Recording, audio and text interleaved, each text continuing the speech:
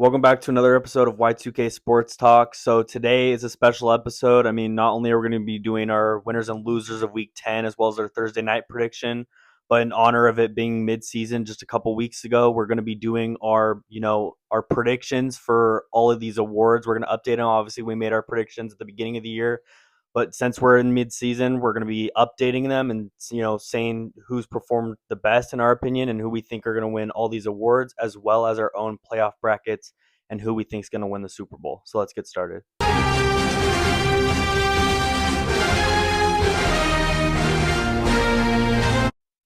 So to get into my winners, I have the Dolphins. I mean, they just look just so much better. I mean, and to go against a divisional opponent and it being the Bills and to completely just shut down Josh Allen in that offense, especially, they have James. I mean, like I said, Josh Allen. I mean, that's all you got to know when you hear the Bills. You think of him, and then you have James Cook. So being able to hold them to, I think, like 9 points is really huge. It shows that that defense is something that you can hold on to for the future, so you don't have to totally blow everything up. But there probably still will be certain things moved. But right now, they showed that they can still win, so maybe they can just add on to stuff in the offseason instead of, like I said, blowing it up. But I mean, at least last week they showed that they can win against at least above average to good teams, considering that the Bills just beat the Chiefs and then the Dolphins just dominantly beat the Bills.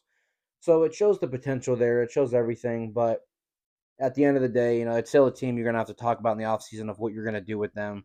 But for at least this last week, they're winners for me. My second winner is the Chargers to just completely dominate the Steelers on Sunday Night Football, who have shown they can beat anybody because the Steelers, they beat up the Colts, and then they lose to the Bengals. And there's just so many different things. And you never know what Steelers team you're going to get, but it shows that Chargers can win against a playoff team because the Steelers potentially are going to be making the playoffs. And that's who somebody the Chargers could go up against for all we know. So to show that you can win in especially that dominant of a fashion, your defense played really well. The safeties played well. Everybody did good job. So huge props for the Chargers, and it's going to give fans hope that they can actually go make a playoff push when it comes. So that sums up my winners. I'm going to get into my losers. Like I was talking about the Dolphins, the Bills are one of my losers. I mean, what are you supposed to do? Yeah. Like, you're supposed to be this really good team, and you keep trying to every year get better to beat Mahomes or at least make the Super Bowl. And this year, you look like you've taken a really bad step back. You beat the Chiefs, you usually do in the regular season, but to get dominated by a bad Dolphins team shows that you are potentially not even going to make the playoffs at this point.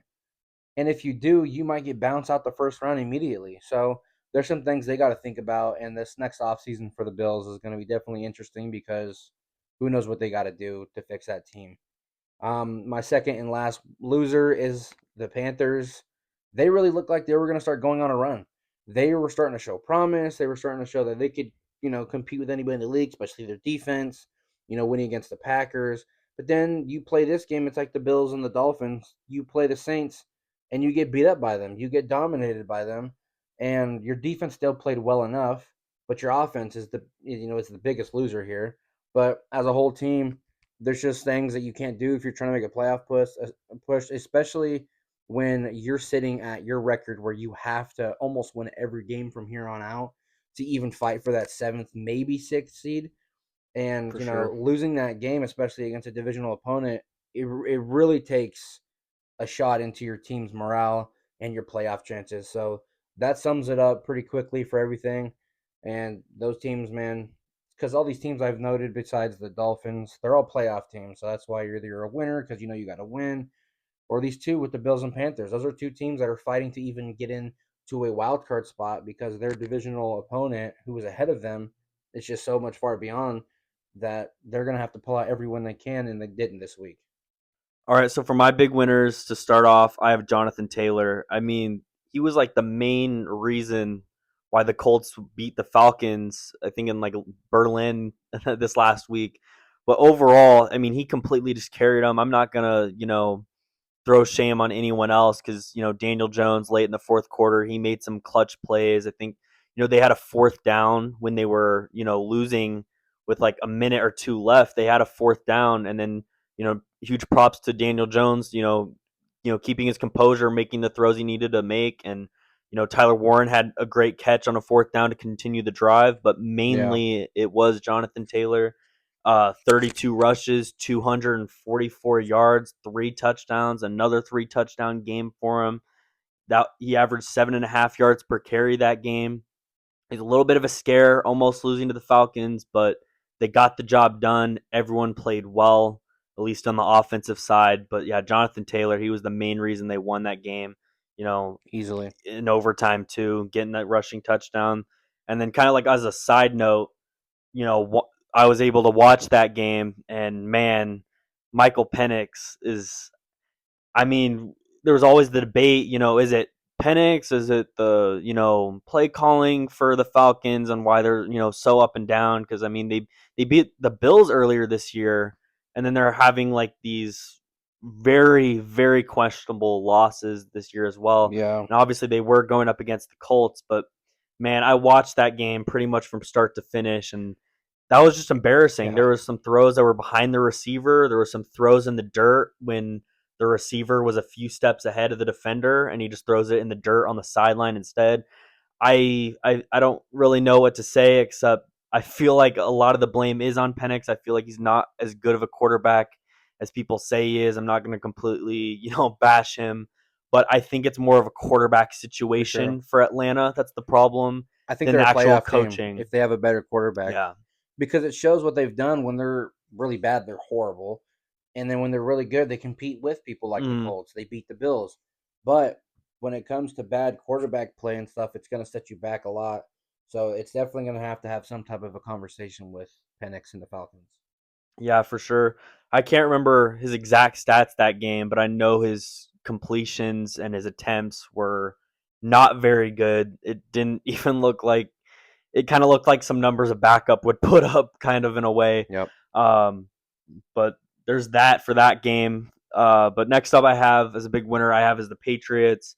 I mean, I was talking about I think last week or at least the last couple weeks how the Patriots have an easy schedule from here on out, but this was kind of like their one roadblock, and with their easy schedule, everyone is saying are the Patriots real? Do they deserve the hype and whatnot? But I mean, they went on the road against Tampa and pulled off a great win. I mean, let's see, Travion Henderson, 14 carries, 147 yards, 2 touchdowns, huge quality win on the road. I mean, Baker had a great game stats wise, but he was even making some questionable throws I seen that didn't look very nice. But overall, the Patriots defense was there for the majority of the game, even though Baker did look well. But Trayvon Henderson, it was about time that they finally gave him the ball, and he proved it. He proved his talent, Yep. and it was a huge win. So the Patriots do look legit. That was a great win on the road for them. You know, on Tampa's side, I'm a little bit worried for them. I'm not, crazy worried. They're not a big loser for me, but maybe I shouldn't base it off of vibes. But based on how that game went, I don't know how to really else say it except it's kind of like a gut feeling. The way that the Buccaneers played that game, They they won't be that they successful in the strike me playoffs. as a team. Yeah, they strike me as a team that you know just won't really do anything. And like I said, I don't know if I want to base things off of vibes, but that's a lot of what this podcast is, in my opinion. Yep. I base stuff off of my gut feeling on stuff, and how I feel about whatever situation it is. But the Buccaneers, to me, don't feel like a complete enough team. Obviously, they had their injuries, but you got to stay healthy. You cannot be an injured team in the playoffs either. Yeah. But And these wildcard teams are going to be tough because let's say they're the fourth seed and you have to play the best wild card put in there that's not a divisional winner. That means you're going to be going against either the Seahawks or the Rams is going to be a wild card team that you're going to probably mm, go against. Either which one of those two teams are going to beat the Bucks in the playoffs. At yeah, least they should. So when you're the Bucks and like you just said, they do strike me as that team that they just as of late they have been playing like a team that will make the playoffs but won't make a run in the playoffs. right, for sure. And their division isn't really too spectacular. Really, obviously, like next up you'd have the Panthers, who are like 500 right now, I believe. But other than that, they're kind of lucky that they're in a division that isn't too great. Obviously 6-3 is still a good record, but with how stacked the NFC is, they're kind of lucky because right now they probably are going to run away with the division still. But like I said, like we both said, I just don't feel like they're going to be doing anything in the playoffs when that comes around. So that's just a side note for Tampa. Um, but I mean, honorable mention to the Broncos. Obviously, their game against the Raiders was extremely, extremely ugly. Once again, it kind of showed their flaws on the offensive side, maybe their play calling, even with Sean Payton, you know. But that game was flat out ugly because, like I said, I expected that to be a blowout game. I think I had it being 30 or 27-10. I think I had that score and it ended up being 10-7. But I mean, some fun stuff with that game. I mean, there's 22 penalties, only 17 points scored. There's 15 punts, 13 three and outs, two missed field goals, a block punt, 8 sacks, and then more than half of the Raiders' drives didn't even go farther than 2 yards, which I'm still feel weird saying that because I think that might be fake, but that's just overall crazy. But I mean, that game, like I said, even though it was ugly, it does show that the Broncos defense is legit. I know the Raiders, they obviously aren't a powerhouse team, but the fact that they're still dominating, this far into the season is definitely something they're not tripping up anywhere. They're not, where they have a game where they allow 20 or 30 when they shouldn't. They're locking down all these teams they need to be locking down. So Yeah. it's good for them. Their offense, I feel like they need to fix it. They definitely do need to fix If it they want to because make a run, yeah. for sure. Because I mean, if they had an above average offense, then they would be undefeated right now, and they would probably be my pick to win the Super Bowl. Yeah. But their defense has definitely carried them to this record, so it's kind of not just an honorable mention to the Broncos, but probably more on their defensive side. Um, and then shout out Bears. I mean, they were down 14 against the Giants late last week, and they score 14 straight in the final 4 minutes and get a win, and that was huge for them. Obviously, in the NFC, in the toughest conference right now, and in the toughest race of the teams that are 6 through 10 right now, all fighting to stay in the playoff spot or to get into the playoffs. It was a huge win by the Bears. They probably would have been a big loser for me if they lost that game, but in the final 4 minutes, they showed some magic. It was a huge clutch win for them. Um, and then next up, I have is big loser for the Panthers. I mean, kind of like you said, they were kind of rolling, and I literally acknowledged them last week. I think on they kind of caught me by surprise winning all these games, but to lose against the Saints once again in a conference where you can't afford to lose, it's embarrassing, and it was a game they should have won. So they're going to be on my big loser list because they were making a run, they were on a roll. They looked, they showed some talent. They looked like they could be, going to the playoffs and showing all the growth they had. But to lose a game you should have won, at home too. It's embarrassing. So that's why they're on my big loser list. Side note for that game, Tyler Shock had a great game. Good for him. I feel like the Saints need to play it out with him for the rest of the season. And who knows? I mean, if he continues to play how he did against Carolina, then I mean, maybe they don't have to go, draft a quarterback in the first round. So, I mean, huge game for Shock as well. The next up, big loser, the Bills. Once again, like you said, it's a game they should have won, just like the Panthers. It's because the AFC is so up and down right now too, and it's just weird because there was the game earlier this year. The Bills barely won against the Dolphins when they were at home. They only won by 7, Yeah. and I had that game like being a complete blowout. But now going on the road, I mean, I don't even know if they ever ended up having a lead. Every time I checked the score, Yeah. they were down by 14, pulled within 7, down by 14 again, pull within 7. Next thing I know, they lose by 17. Overall, the Bills defense is to blame for a lot of it, but their offense also can't score 13 points against a team that I think only had like 2 wins at the time in Yeah. Miami. But you can't afford to trip it up, and it's a huge shame for the Bills because now the Patriots are just even more ahead than they already were. Yeah. So the Bills are just going to continue to fall behind. So that's not a good look for them. So they finish off my big losers. I'm gonna get into my NFL award predictions midseason of how everything's been going on. To just jump right into MVP, it's got to be Jonathan Taylor. I mean, that dude has been just phenomenal all year. Multiple games with 3 rushing touchdowns. Multiple times he was the reason they won games.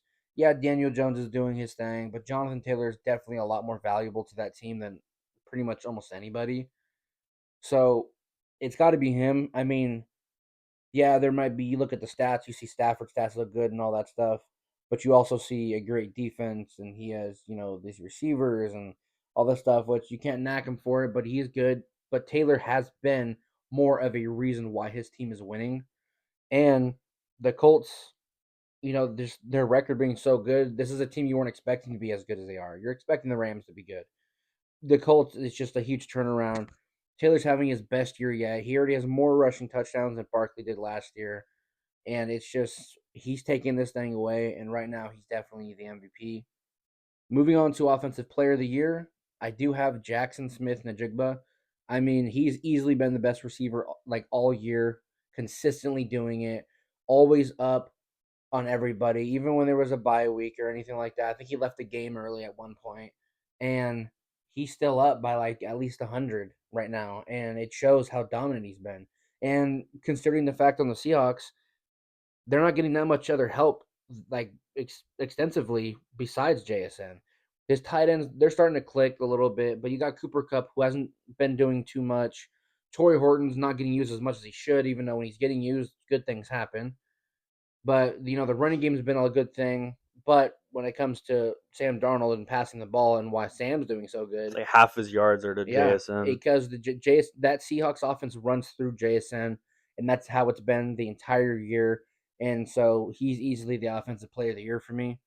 So moving on to defensive player of the year, it was a toss up between Myles Garrett and Brian Burns, but I do think Myles Garrett will finish, in the end with just better stats overall, more of an impact.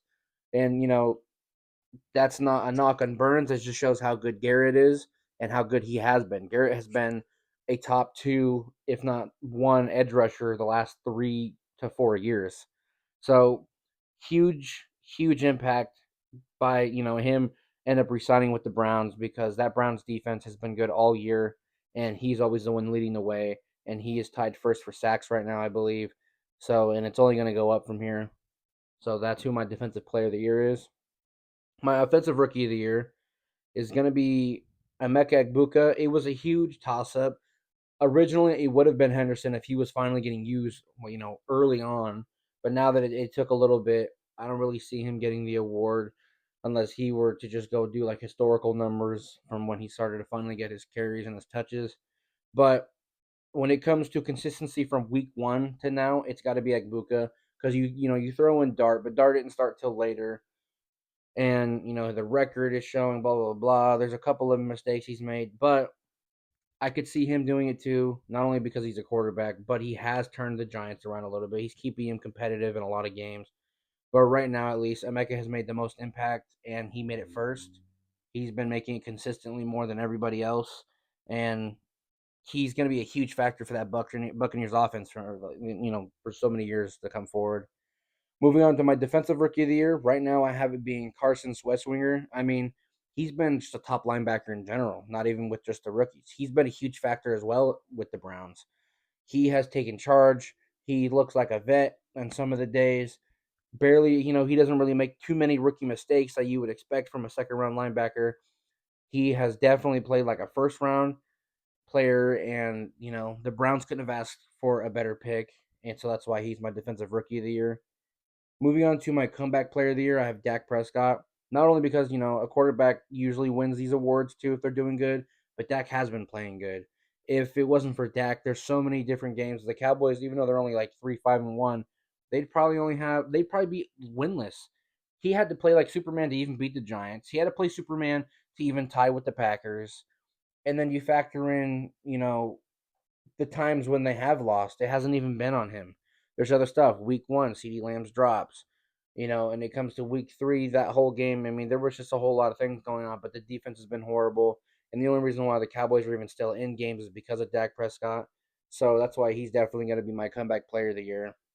And, my coach of the year, I have Shane Steichen, which is it was a toss up a little bit, but I went with him because it's just who expected the Colts to do so good, and to have especially having Daniel Jones have his career be turned around for your franchise. There's just so many factors that go into this decision, and I think he definitely could win it. Moving on to my lineman or protector of the year, I have there was a couple of names I have, but there's Garrett Bowles, from the Broncos, but I also have Damian Lewis because he has easily been a huge factor to the Panthers and how good their run game has been. So I'm so tossed up between them that I can't really make a decision right now, but it definitely would be one of those two. I mean, you might give it to Garrett if you want to factor in, it's also bringing wins to the Broncos, but the Panthers, I mean, Rico Dowdle has just been going crazy, and it's thanks to people like Damian Lewis. He's been really good, like I said. So he is my protector of the year, and that sums up my predictions for my midseason awards. And I guess we'll see how different it is from the beginning, or if we come back to this maybe at the end of the year and we make another update. We'll just have to see what the future holds. All right, and so for my midseason award predictions to start off with MVP, I have Matthew Stafford as my MVP, and that was such a huge, like, long thought process I had to have to write this down. Whether I thought it was going to be Stafford or Jonathan Taylor, and I feel like you could give it to either of them, and I'm not going to be upset. Honestly, I mean, to see Stafford win one and possibly, probably his final season would be amazing. And I mean, he's already going to be a Hall of Famer, but I mean, that's just the cherry on top for his career. So I'd love to see him get it. He's a likable player, in my opinion. And then, Jonathan Taylor, though, I mean, I would love to see a running back win it because I think the last time a running back won it, I believe was like LaDainian Tomlinson in like 2005 or 2006. But I mean, to see a running back winner or just anyone that's a non-quarterback is also fun to watch. I'd be super excited if that For were to sure. happen. And honestly, I don't want to be the guy that like picks two, but honestly, I could either just say either of them. I mean, obviously those are like the top two.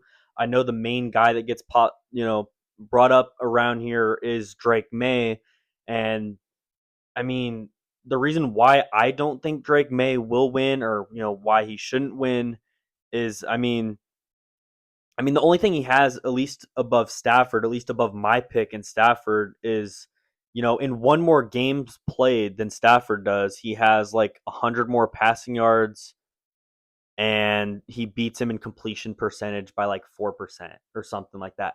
That's like the only thing I feel like he has, but in Stafford's case in one less game, you know, he has 25 touchdowns and two interceptions. 25 touchdowns leads the NFL, and I'm mainly just choosing Stafford on the MVP case over Taylor or any of the other quarterbacks. Just because if Stafford were to continue at his pace, he would be at 50 touchdowns and four interceptions. And in a system where the MVP votes are, where you have a bunch of people drooling over the quarterback position, I think 50 touchdowns to four interceptions is what people are going to run and choose Stafford over anyone, regardless of whether Taylor should have won it or not. And it's a shame because it is a quarterback friendly award, and it's why a running back hasn't won in like 20 years. I feel like either of them could win. I'd be happy for either of them. You could make the argument for either of them. I just feel like with a quarterback friendly award, I feel like Stafford, just by maybe a decimal point, has more of a favorable edge on his side to win that. And then, like I said, on the Yeah. pace he's at with 50 and four, he would finish with about 4,800 passing yards. And yeah, he's already had his bye week. Like I said, he's already had his bye week, and he's still fourth in passing yards. His completion percentage is amazing. So that's just why I think he'll win. But next up with my offensive player of the year, it's got to be Jonathan Taylor. If he's not going to win MVP, the guy's got to win Yep. offensive player of the year. And checking his stats here, I mean, through 10 games, 1,100 yards, about 15 touchdowns, 2 receiving touchdowns. So that's 17 total.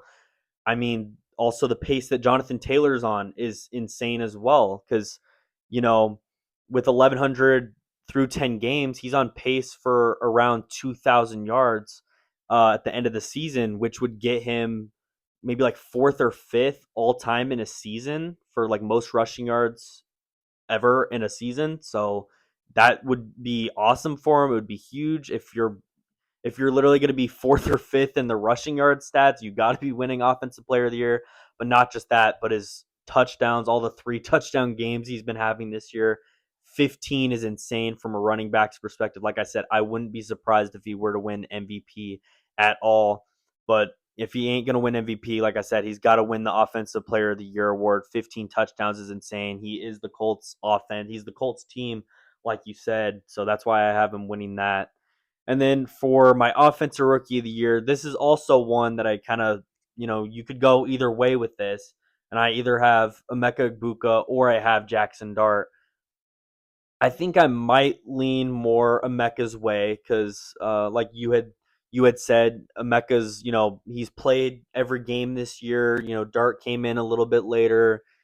Dart's had a couple trip ups here and there, but Emeka for the most part has been consistent, and he's a huge piece to the Buccaneers on why at least Baker Mayfield is still somewhat relevant in an MVP case, or at least definitely through the first maybe 7-8 games when Baker was getting talked about like MVP. Yeah. The main threat was Emeka Egbuka.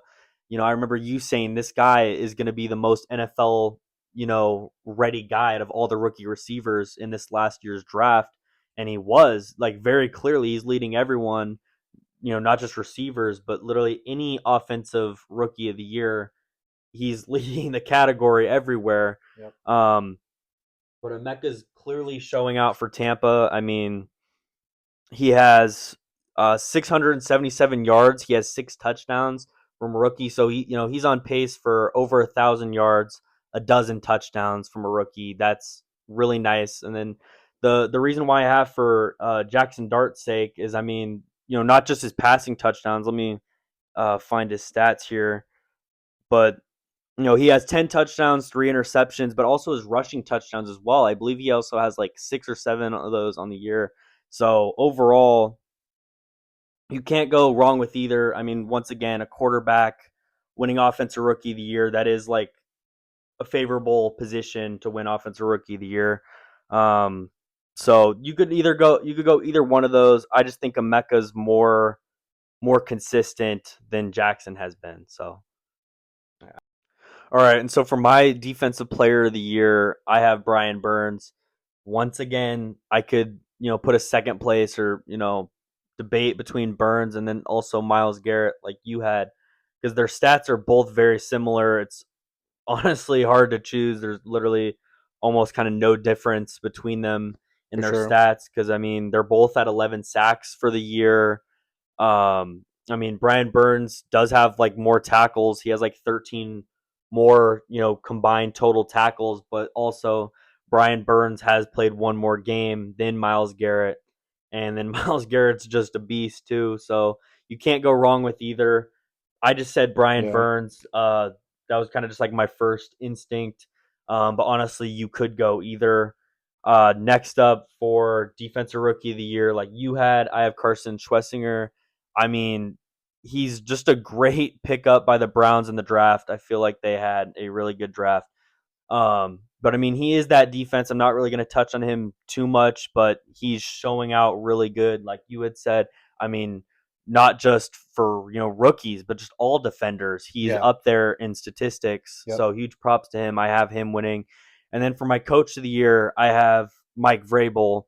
And I mean, you could go, Shane Steichen, you could go Mike McDonald, but honestly, I feel like the only reason why I'm going Mike Vrabel, I mean, it's purely based off of I think the Patriots are going to win out the rest of their games based on the Patriots' easy schedule, that they have for the remainder of the season. Yeah.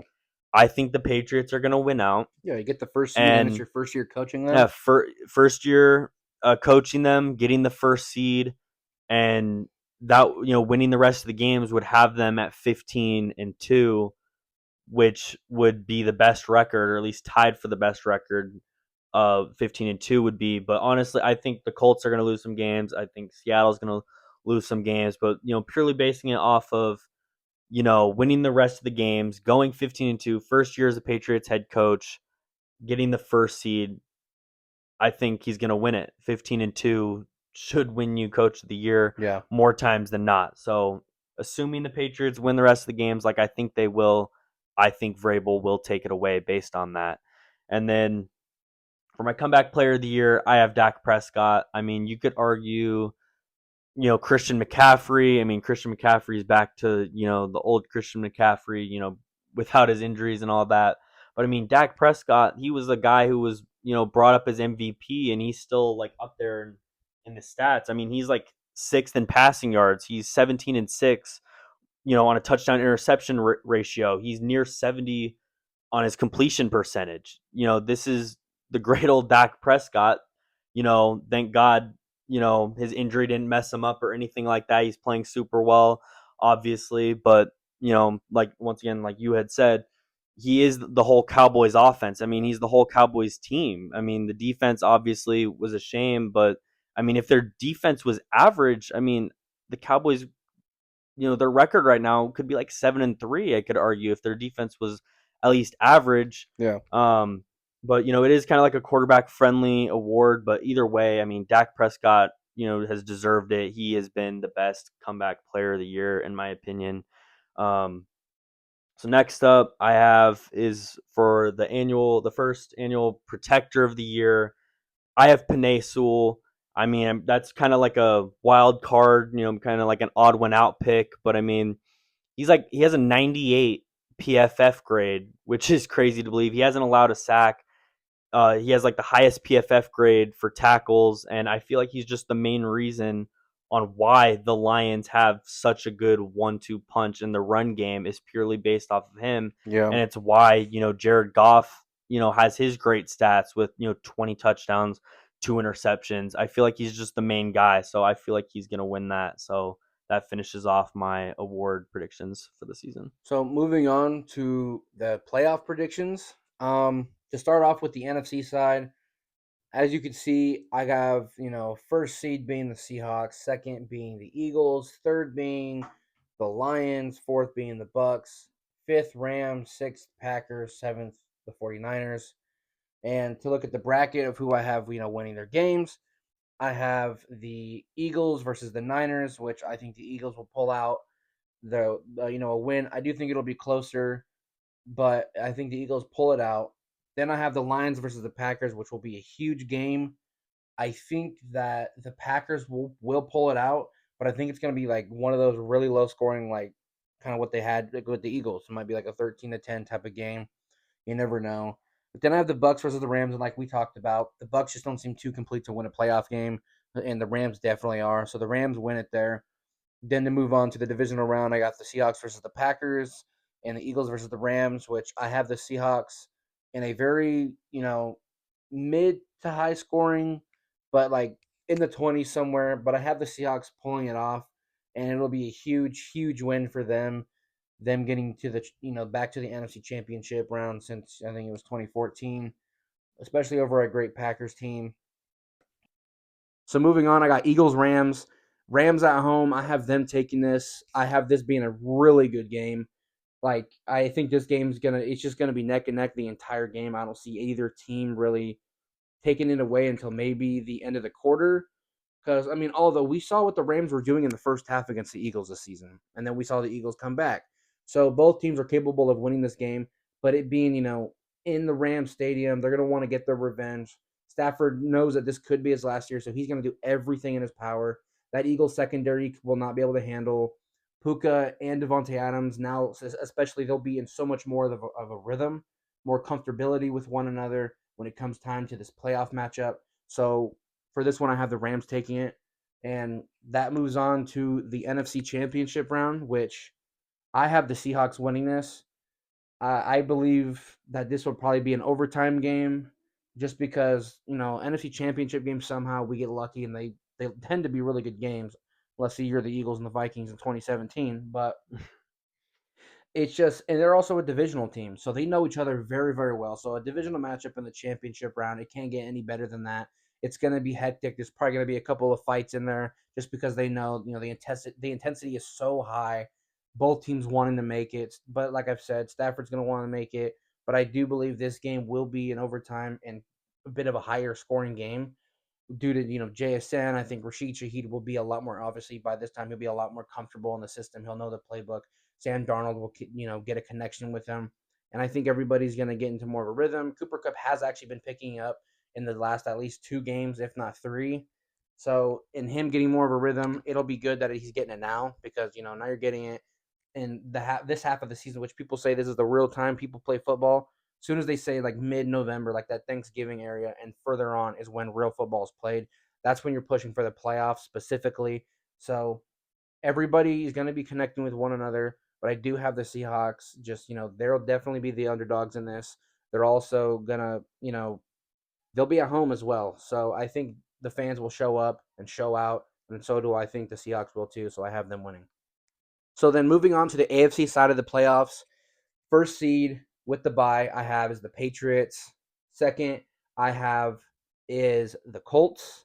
I think the Patriots pull out, away with the seeding due to schedule, and I just do think, the offense of the Patriots is just way better, and Henderson finally getting his usage, finally picking up everything that he left off with Ohio State. They're going to be a team really to reckon with. So that's why I have them taking the seeding over the Colts. But third, I have the Broncos. Fourth, I have the Ravens, which I do have them. Their schedule it's very friendly to them, and if they stay healthy, they should be able to win almost every game left. So I do have them taking it over the Steelers. And with the fifth seed, I gave it to the Chiefs. I think they're gonna just almost win out. You can't take the fight out of them. Mahomes being there, they'll always be in some type of competition of making a playoff spot, so you can never count them out.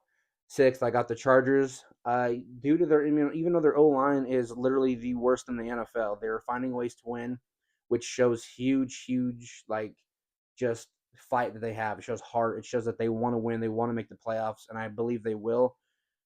And for the last seed, I have the Steelers, because I think they do win enough. Although it was between who was going to fight it, that last spot in between them and the Bills. I think the Bills are just, I think they're a bit more sloppy than the Steelers are, because the Steelers have shown that they can beat the Colts.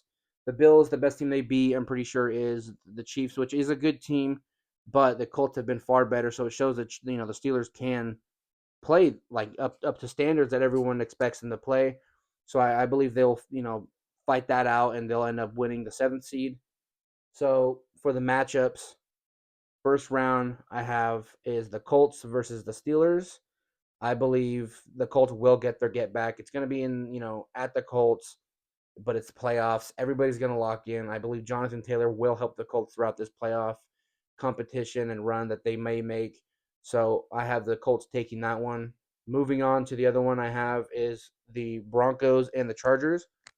Again, another divisional matchup, which is going to be really good. I think it'll be very low scoring. I mean, I have the Broncos taking this though, due to the O line will be the reason the Chargers make you know so many mistakes on offense, and with a defensive line like the Broncos, the Chargers are bound to make any mistakes, very many of them, and it's just even though I think it'll be very low scoring due to the Chargers defense also being good, but the Broncos offense being very sluggish, very underwhelming, and now J.K. Dobbins will miss the rest of the season due to his foot surgery, which, I mean, they said that he could come back for the Super Bowl if they were to make it, but that offense, even though they were already, struggling, you just took one of their best players, and now they're gone. But in this one, I have them winning it strictly because of their defense. And to the last wild card matchup, I have the Ravens and the Chiefs. I mean, who wouldn't want to see those two teams? I have it being close as well. I mean, the playoffs, it's pretty rare for a team to just go and blow someone else out. But Chiefs and the Ravens, they have history just like the Chiefs and the Bills, or the Ravens and the Bills. But in this one, I have the Chiefs winning this because they're going to end the season off hot and they're going to come into this playoff. And even though they'll be at the Ravens, I think they're going to come in and they're going to show why, hey, they're still here. They're going to let everyone know. It's going to scare, everyone they're going to have to go against in the playoffs. So that's how that is. And to move on to the divisional round, I have now with the first seed facing off against the Chiefs at the Patriots, which I have the Patriots stopping the Chiefs. I finally have the Chiefs not making the Super Bowl for the second time in the last 5 years. So Patriots they're just hot right now. They're gonna keep on, and I do believe Henderson's gonna come a long way for their success. And for the other divisional matchup, I have the Colts versus the Broncos. You know, it was a very literally a one score game, 1 point game actually when they played against each other before. I have this game being not as close, but I still do have it being kind of lower due to both defenses. But I do have the Colts taking away, this game. That Broncos offense isn't going to really win anything, especially when you're going up against an actual good O line with a great running back who is arguably the MVP right now. So I do have the Colts winning that. And now into the championship round, I have the Colts versus the Patriots, which I do have the Patriots winning this. I think they're going to be able to at least somewhat control Jonathan Taylor in every single time almost that the Colts, I think maybe even every time the Colts have lost a game. It's due to the team being able to either stop him completely or control Jonathan Taylor. And it shows that he is their offense. Not 99% of their offense goes through him because it opens it up for everybody else. So I have the Patriots. Their defense is good. Drake May is on fire, and like I keep saying about Henderson, but everyone's doing good. If Drake May continues his accuracy, everything he keeps doing, running when he needs to, the play calling keeps going through Henderson as well. I have them going to the Super Bowl in this prediction, which leaves off the Super Bowl matchup, a rematch for 2014. I have the Patriots versus the Seahawks, and in this one, I have the Seahawks finally getting their revenge on them. It's going to be, there's just going to be so much joy, gratitude. There's going to be like just so much more to like they'll feel more accomplished knowing that hey, after all these years, we haven't been to the Super Bowl since we lost to these guys. Now our first appearance back is against them again. They go on, they get the job done, and I have Super Bowl MVP going to Jackson Smith-Njigba. I think he's still the heart of this offense easily, and I think it's going to continue in the playoffs. And he's just something else, and that's why I have the Seahawks winning the Super Bowl. All right, and so for my playoff bracket and my Super Bowl prediction, to start off in the NFC with the number one seed, I have the Rams. I mean, I just right now the Eagles are number one. I feel like they're too inconsistent. I feel like they're gonna trip up somewhere down the line at the end of the season. Seahawks, I obviously they're still going to be doing great, but I have them splitting the rest of the season series with the Rams, so I have them losing a game, and then I have the Seahawks losing to the Colts. They also played them as well, so I have Seahawks still losing a couple more games. So I think the Rams are going to come in, be the most consistent team out of all of them, and come through and win the number one seed. And second, I do have the Eagles, even though the Eagles offense and all of the Eagles have taken a step down from last year's Super Bowl team. I still feel like they're going to find a way. They have the experience. They're not scared of the moment. They are going to find a way. So I have them going in at number two. Number three, I have Green Bay. This one I was very hesitant on because I could have gone, Detroit because they are the leader. The Bears are coming in now at like 6-3. I think their record is something like that, but they're coming in with the good record as well that no one's really talking about. Um, but I think based on schedule, because the way I predicted this was going through the rest of their games and predicting who would win. For the remainder of the season, and I did have the Packers on top. So even though it kind of feels weird that they would have, winning the division because that does not look like it now. I just feel like with their schedule, they are going to find a way. I feel like so. I have them with number three. I got Tampa at number four. They've obviously slowed down, but I think they're hot enough start, and the way Baker's still playing really great, so I still think they're going to go in. So I have them at four. I have Seattle at five, not winning their division, but still a great wild card team. So they're at five, and then 6, I do have Detroit. I mean, Detroit's too good. When Detroit's clicking, they're way too good. They're going to obviously find a way in the playoffs. So they're at number 6, and then I have San Fran at not 9. I have San Fran at 7. I have them beating the Bears and getting in. I don't have the Bears in just because I feel like the Bears' schedule for the remainder of the season is way too difficult. I mean, their next 5 till at least, you know, through Christmas basically, which is practically the rest of their schedule. I only have them winning like one game out of that. So, who knows what's going to happen, but I feel like not the Browns, I'll make a pause. Who was I talking about? The Bears. No, and then I got a notification. All right. But I just feel like the Bears with their schedule, I just feel like it's too hard that they're not even going to make it and they're going to start losing some games. And, I trust Kyle Shanahan more in his system. And, Yeah. Shanahan always finds a way. So I feel like, the 49ers are going to sneak in at number 7. So with the first matchup, I have Seattle at Tampa.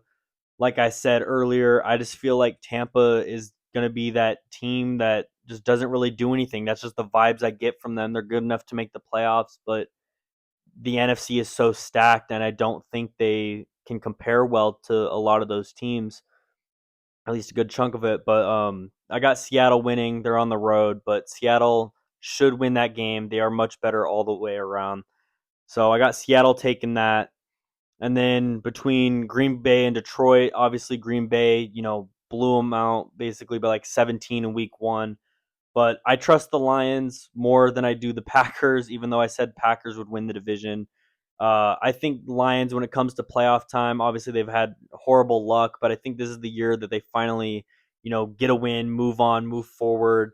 You know, I feel like they're going to learn a lot from their week 1 loss. And with the Packers' injuries now coming up, I do see them not even making it to the second round. So I got Lions taking that. And then I also have 49ers at Eagles. I mean, I feel like the 49ers injuries are going to catch up to them. And, the Eagles at home in the playoffs, they're way too comfortable. So I got Eagles Yeah. winning that game. So then that makes it Eagles and Seahawks. Eagles at home. I just feel like always. I just feel like what we see in the regular season, usually tends to happen in the playoffs as well. So I don't think I think the Eagles offense is going to figure it out enough that they get the playoff win against the Niners, but against the Seahawks, I don't see them being too consistent. The Eagles offense, I feel like, all the Seahawks receiver threats are going to cook the Eagles, corners and everyone. I feel like it would be a high scoring game, but I got Seattle winning uh, probably by like 10, maybe even a couple touchdowns. I don't see it going into overtime or anything. I just think Seattle will completely show them who's boss in that game. And then with my other matchup, I have the Rams and the Lions. Like I said, Rams got the first seed, so they're going to be at home for this. I got the Rams winning that. Lions are too inconsistent for me. I just feel like, maybe if they had a couple more wins and actually played consistent this year, I would think otherwise. But the Rams are on a roll. They're way more consistent. They're at home. They got the bye week. I I mean, yeah, a Stafford that might retire. He's also thinking, how else would I go out, beat my former team, Yeah, beating the then former somehow, team. and then maybe go to the Super Bowl and win it and retire and just ride off into the sunset. Like you couldn't write a book better. Yeah, I mean, yeah, there's no better way to put that. So I got Rams winning that game, which then leads it to a Rams and Seahawks NFC Championship game, like you had. This game's going to be close. There's a lot of times I had to hesitate to like make these predictions. Just I'm just trying to see the future here, but it's impossible with so many great matchups. Um, but I think I got Seattle winning. I got Seattle winning. I mean, I obviously wouldn't be surprised, who wins that game. Obviously, the Rams would be at home, but I have them splitting it in the regular season, but I think when it comes to the playoffs, I just feel like Seattle is, like I said, I feel like they're the best team in football when they're clicking. So assuming everyone's healthy and assuming they're, on a good day, which they usually have those, I feel like they can beat any team. So I do have Seattle winning that game. I know it's going to be very close. like I said, I wouldn't be surprised if the Rams were to win, but I think Seattle's overall the better team. You know, you can't go wrong with either pick. I mean, Sean McVay in the playoffs is crazy, and Stafford has his experience, but I just think the Seahawks defense is way too good right now to be stopped, and defense wins championships. So I got Seahawks winning that. So in the AFC side, I got Patriots as my number one seed. I think they're just going to win out for the rest of the games, like I've said like a billion times. I think the Patriots are going to win out, so I have them with the number one seed. Number two, I have the Colts. Number three, I have the Broncos. I mean, their defense is carrying their whole team right now, but Broncos, I have them winning the division. Number four, I have the Ravens, like you did. I just think the Ravens have an easy schedule going forward, and not to put doubt on the Steelers, but they've been shaky here and there, and with a healthy Lamar, a healthy Ravens team, and an easy schedule, no, I don't think it matters too much how well the Steelers are going to play. I think the Ravens could possibly win out the rest of their games, and it's not going to matter that it'll literally just be one trip up by Pittsburgh, and next thing you know, Ravens got the division. So I got Ravens making the division. Five, I have the Bills. Obviously, they've been too inconsistent, but I know they're going to make it. They probably should. Number six, I have Kansas City. We all know they're going to find a way as well, even though with their struggling season, they have had a tough schedule though to defend their lower end record.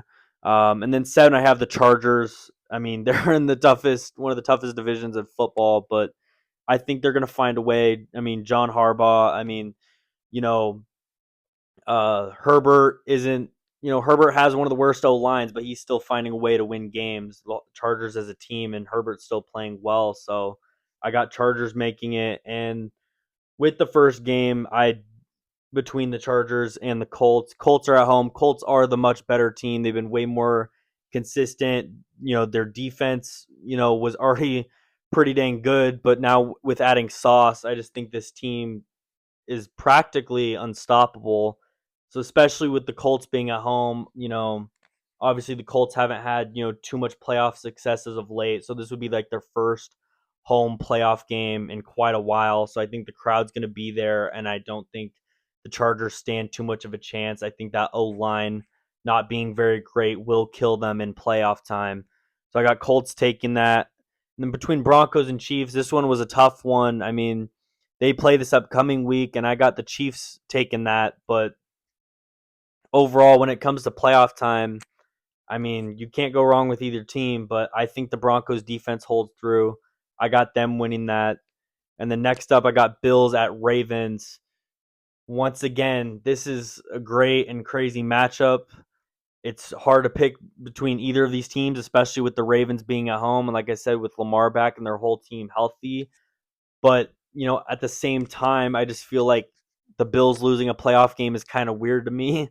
So I feel like the Bills will find a way to get a win. I feel like they're going to, clutch up enough when it matters. Obviously, they're comfortable, just like the Ravens are. But, it's just my gut feeling. I think the Bills are just going to show up on the road, and they are going to get that win. So to move on, I got Bills and the Patriots. Uh, Bills at the Patriots, but I got Patriots winning that. Like I said, Bills are too inconsistent. I can see them winning that first one, but nothing, nothing else. I can see the Patriots run defense stopping Cook. I mean, the Patriots run defense is like top 5 in the NFL. And Patriots are at home too. They're on a roll. This is after I have them winning out. They also get their bye week, obviously, being the number one seed. I got Patriots winning that. And then with my other matchup, I got the Broncos at the Colts. I got the Colts taking that. As good as the Broncos defense is, I just think the Colts have the offense and they have the defense. It might not be as good as the Broncos, but I mean their offense has so much star power with them being at home too. I don't think it's going to matter. I mean, you got Bo Nix, and I obviously both of them don't have that much playoff experience or any playoff experience. Bo Nix or Daniel Jones, really for the most part. But I trust Daniel Jones based on the way he's been playing compared to Bo Nix. I totally would take Daniel Jones over him. So overall, that whole Colts team would beat the Broncos to me. So I got them moving on to the next round. So for the AFC Championship, I got Colts at the Patriots. I got the Patriots winning. I mean, that is also a really hard pick that I had to make, but with the Patriots run defense being so good, like you said, when it comes to, Jonathan Taylor, who's a lot of that Colts offense, I don't think they're going to be able to run the ball. I don't think the Colts are going to be able to run the ball, and that's going to be huge. And I'm not like I don't trust Daniel Jones because he's still playing phenomenal, but when your run game is going to get stopped, which they're not really used to, I just feel like it's going to be panic mode for them in that game when they're forced to throw. But when the Yep. Patriots are at home and you got Drake May, who is the favorite to win MVP right now, halfway through the season, and the Patriots are playing out of their mind, easy schedule or not, they're still beating these hard teams. Like I said with Tampa this last week, I got Patriots winning that game as well. So, like you had, I got a Patriots Seahawks Super Bowl. And once again, a hard pick, but I got Seattle winning the Super Bowl. They are the better team all around. I mean, that's the reason I gave for every single one of their wins, but there's not really too much to say except Sam Darnold looked like the Sam Darnold last year that no one was expecting. JSN, you know, is probably going to be offensive player of the year if it's not Taylor. And, that's only because Taylor's having an outstanding season. JSN would win it every other year. Um, but now with Rashid Shaheed giving the Seahawks another threat that, even when they try and double team or triple team JSN, they still have another, deep downfield threat. Torrey Horton is having an outstanding rookie season when he's been playing. And, the Seahawks tight ends are good. A.J. Barner has had a few touchdowns for him. Overall, the Seahawks, as long as they don't make mistakes, that's been the killer for them. Has been their offense has been sloppy at times, but, they've had so much of a lead in most of their games that when their offense is sloppy, it doesn't even really matter. Their offense is sloppy, but that's when they're up by 28 points because their defense is so good and they already are so good clicking in the first half that it doesn't even really matter half the time. So I'm not going to say it won't matter in the Super Bowl. Everything matters, but I'm sure the Seahawks will probably clean up their mistakes by then. And even if they don't, who knows, they could have a big enough lead and enough momentum that it'll carry them through the second half. But that Seattle defense, even with their injuries, they're still outstanding, top 5 in the league. Everyone's doing great for them. So assuming everyone stays healthy, Seattle should win the Super Bowl. Seattle should beat New England. And then for my Super Bowl MVP pick, I have JSN as well. I feel like he's going to be unstoppable. I mean, you have so many guys to cover on the Seahawks offense if you're the Patriots that I just feel like there is no game plan for JSN because he has been double teamed and he's still getting 100-yard games this season. And 1 second you see Rashid Shaheed down open, open down the field, but then you forget about JSN, and JSN can get open better than almost any other receiver right now. That it doesn't even really matter what you do, but it's going to be such a huge distraction. JSN's going to be such a huge distraction. That's why I think the Seahawks are going to win. But I mean, JSN is amazing. He's been better than Darnold, and Darnold's been amazing. But I just feel like his hunger is going to be there after his season. That he's going to be outstanding in the Super Bowl. So I have him winning Super Bowl MVP. And for my Thursday night football predictions, I have the Patriots shutting out the Jets. I have it being 23 to nothing. I mean, maybe the Jets score something, but it'll only be one time, whether it's one field goal or one touchdown. But I do have it being 23 to nothing Patriots. Travion Henderson is all I need to say. Drake May is another thing, I guess. I actually shouldn't, just the MVP season he's having right now. But Henderson has been picking it up, and I think he's going to be a huge addition to this offense. So that's why I have the Patriots winning in dominant fashion. Yeah, and for my predictions, I have Patriots 28 and I have Jets 13. I mean, it should be obvious if the game goes how I think it's going to go. It should be obvious enough that, Patriots are 8-2 and the Jets are 2-7 and the Patriots are at home. I mean, the Patriots are already on a roll coming off a great win, in Tampa, but overall the Patriots are clearly a much better team. They have a lot to look forward to. Their confidence is through the roof. Like you said, Drake May is outstanding. You know, Travion Henderson's been outstanding. I mean, them finally, giving him some carries and giving him more playing time is clearly, giving him a lot of, hope and Yeah. clearly boosting their team up even more. That's partly why I have the Patriots making it to the Super Bowl. I mean, when they're playing Travion Henderson, he's been outstanding. So overall, that Patriots offense is super good overall. And with the Jets, obviously they did get their first win after the trade deadline. Immediately after the trade deadline, they already won their second game in a row. After the Williams trade and after the Sauce trade. But I think overall it will come back to bite them because those were the two best defensive players for them. And the Jets were 0-7 at one point with both of those players. So now they're 2-7, but I mean now they're playing the Patriots on the road. There's no Sauce this time. There's no Quinnen Williams this time.